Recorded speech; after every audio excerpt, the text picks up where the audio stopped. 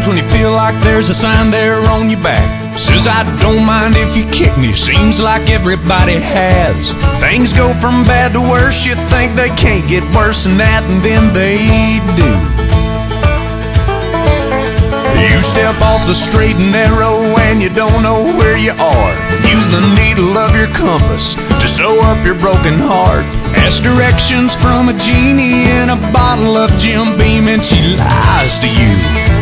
That's when you learn the truth. If you're going through hell, keep on going, don't slow down. If you're scared, don't show it, you might get out, for the devil even knows you're there.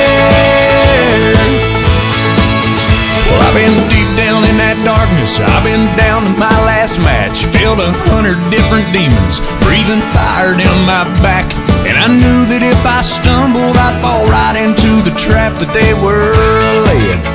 Yeah. But the good news is there's angels everywhere out on the street, holding out a hand to pull you back up on your feet. The ones that you've been dragging for so long you're on your knees, you might as well be praying. Guess what I'm saying? If you're going through hell, keep on going, don't slow down. If you're scared, don't show